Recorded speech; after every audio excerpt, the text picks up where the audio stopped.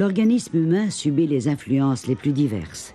Le corps essaie de s'y opposer en se défendant par tous les moyens.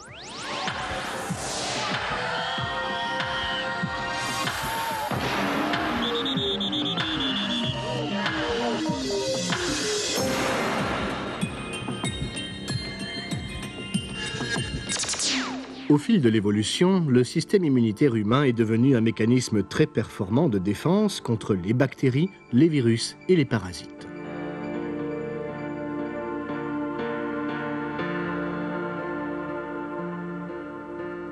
Nous devons les premières explications scientifiques du système immunitaire essentiellement à deux chercheurs, au biologiste russe Elias Metchnikov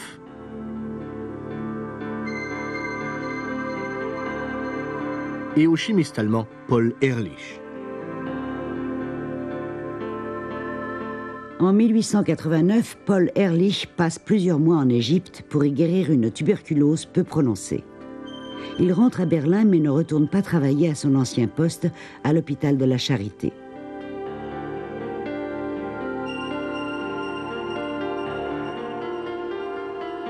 Il loue un appartement qu'il transforme en laboratoire pour y poursuivre ses travaux de recherche avec des moyens privés.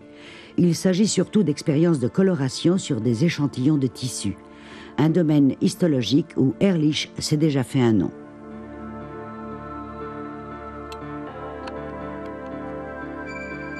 Objectif de ses travaux, pénétrer plus profondément dans la vie de la cellule. Ce qui l'intéresse plus particulièrement, c'est de découvrir comment les maladies infectieuses agissent sur l'organisme et surtout sur la cellule vivante. Par coloration, Ehrlich peut rendre visibles diverses zones de la cellule et dépister la nature chimique des composants cellulaires. Mais ces expériences sont ardues et demandent beaucoup de temps et de patience. Cette même année, 1889, Ehrlich se rend compte que ses tests de coloration le détournent en réalité de son objectif. Il arrête ses expériences et emprunte une autre voie. C'est sur des souris que Paul Ehrlich étudie l'effet des toxines dégagées par les bactéries.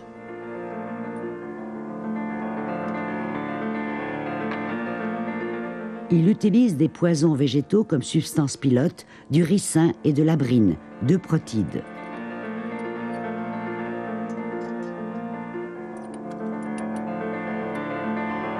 En augmentant peu à peu la dose de poison qu'il donne avec la nourriture, Ehrlich habitue les souris à des doses multiples de la dose dite mortelle.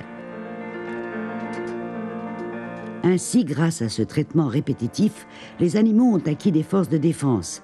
Ils ont acquis une immunité envers ce poison.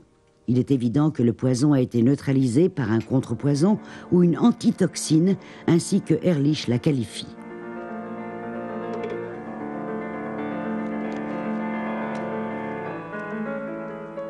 Pour lui, une question se pose dès lors. Le poison et le contrepoison ont-ils une action mutuelle directe, comme cela se passe lors d'une réaction chimique? Ou bien faut-il, pour qu'ils agissent, une intervention extérieure, une force vitale externe?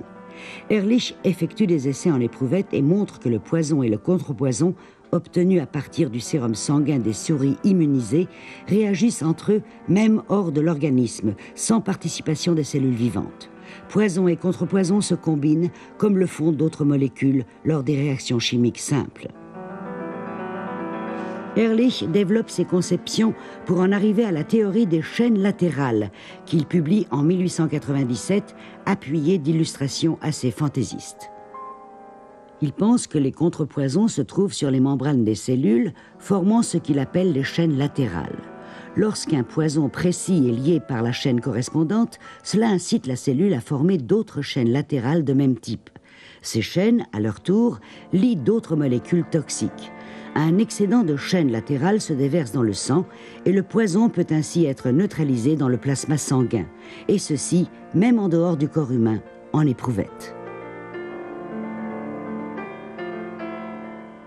Parmi les nombreux problèmes non résolus de l'époque, la mise au point d'un médicament contre la diphtérie, une maladie par infection bactérienne du palais qui, dans l'Empire allemand d'alors, fait des dizaines de milliers de victimes chaque année, dont beaucoup d'enfants.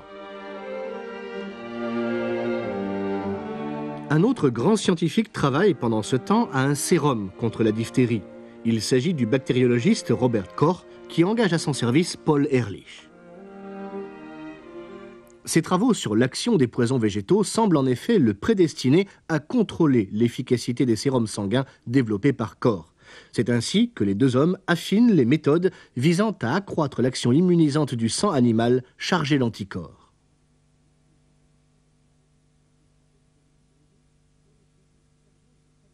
Avec Emil Behring, Paul Ehrlich parvient à fabriquer un sérum efficace contre la diphtérie et à réussir sa production à l'échelle industrielle. Un succès qui sauve la vie d'innombrables personnes.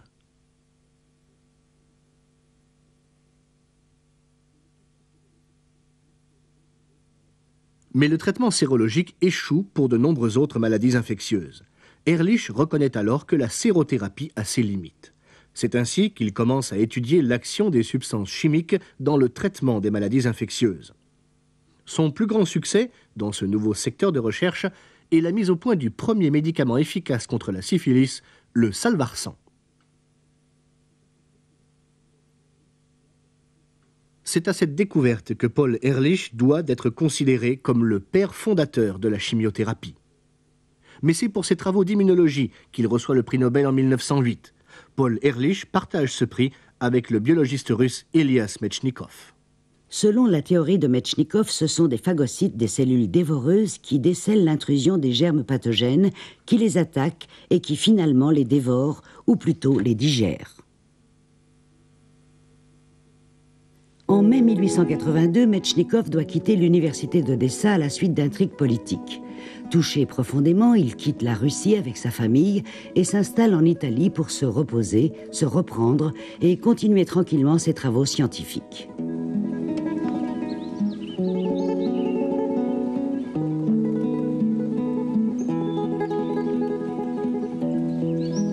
À Messine, Metchnikov se penche surtout sur la biologie évolutive des animaux marins peu évolués.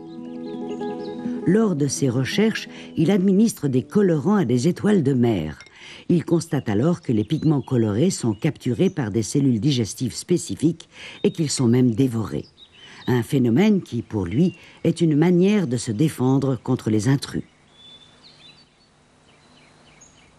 Il effectue l'expérience décisive à Messine. Pour observer ce phénomène, il choisit des larves d'étoiles de mer translucides. Et c'est dans le jardin de sa maison que Metchnikov trouve le corps étranger fin dont il a besoin comme intrus. Les épines pointues d'un rosier doivent servir à pénétrer dans les larves d'étoiles de mer.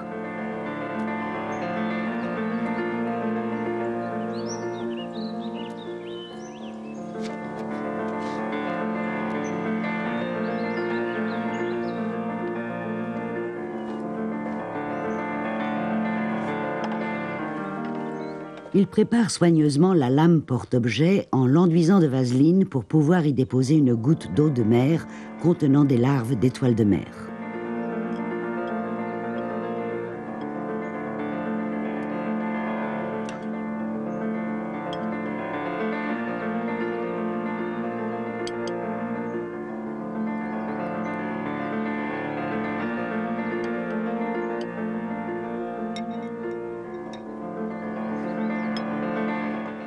Et c'est au microscope qu'il continue son travail de précision.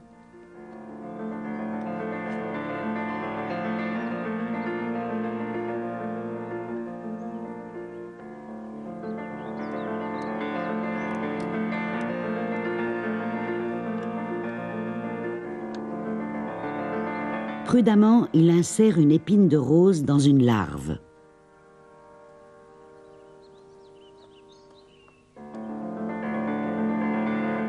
Il suffit d'une nuit pour que l'épine soit entourée de cellules dévoreuses, de phagocytes, sans doute venus là pour combattre l'intrus. À partir de cette expérience, Metchnikov établit sa théorie de la phagocytose, pour laquelle il passera les 25 années suivantes de sa vie. Il observe aussi sur les puces d'eau que les cellules dévoreuses sont également actives dans la lutte contre les agents pathogènes.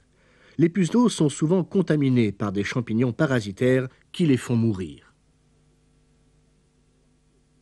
Dans certains cas, Metchnikov remarque pourtant que les spores des champignons sont avalés tout de suite après avoir pénétré par les cellules phagocytes, si bien que ces puces d'eau survivent. Il est ainsi le témoin de la défense effectuée par les phagocytes contre une maladie infectieuse. Sur des animaux à sang chaud, il note que l'immunisation contre une maladie, par exemple le bacille du charbon, s'accompagne toujours d'une activité accrue des cellules phagocytaires. Metchnikoff en conclut que l'immunité est en réalité l'apprentissage de ces cellules phagocytes aux fins de lutter contre les agents pathogènes. Cette théorie de la phagocytose paraît tellement aberrante à la plupart des collègues scientifiques qu'ils repoussent cette thèse sans même essayer de la réfuter par l'expérience.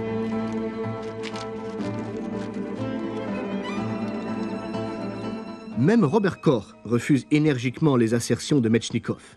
20 ans plus tard, il devra reconnaître son erreur. Les scientifiques se divisent en deux camps, les adeptes de la théorie des chaînes latérales de Paul Ehrlich et les partisans de la théorie de la phagocytose de Metchnikoff. Selon eux, l'antitoxine exclut la possibilité du phagocyte. Il faut attendre le début du siècle pour qu'un pont soit jeté entre les deux théories. Et c'est Metchnikoff lui-même qui présente tous les faits reliant ces deux théories. En 1903, Almroth Wright contribue largement à ce rapprochement par sa théorie de l'opsonine. Selon elle, le sang contient certaines substances, des opsonines, des anticorps qui favorisent le travail des phagocytes en se fixant sur les bactéries. Aujourd'hui, nous connaissons la structure chimique exacte des anticorps, tels que les antitoxines ou opsonines.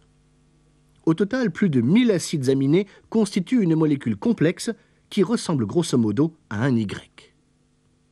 Un plan de structure similaire pour tous les anticorps. Mais les points de jonction à la fin des bras ou tentacules peuvent varier à des millions de versions. Ce faisant, chaque anticorps possède un antigène qui lui est spécifiquement adapté. Il peut s'agir de produits toxiques externes au corps ou bien de bactéries ou de virus. Chaque antigène présente des caractéristiques spécifiques de surface et seuls certains anticorps peuvent s'y accrocher.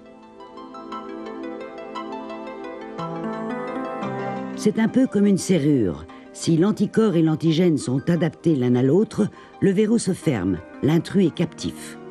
Les antigènes agglutinés peuvent alors servir de nourriture aux phagocytes, ces cellules dévoreuses qui anéantissent l'antigène. Anticorps et phagocytes travaillent la main dans la main. Ce n'est pas le phagocyte qui détermine le bien ou le mal. Au cours de sa patrouille dans l'organisme, il présente aux cellules assistantes des substances étrangères au corps, mais aussi des substances physiologiques. Et ce sont ces cellules assistantes qui décident du recours aux mesures de défense et qui incitent les phagocytes à s'attaquer spécifiquement à l'intrus.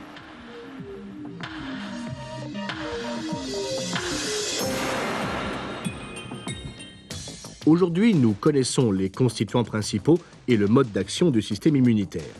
Il y a longtemps que l'immunologie est devenue une discipline autonome. C'est elle qui est la clé de certains problèmes médicaux que nous n'avons pas réussi à résoudre jusqu'ici.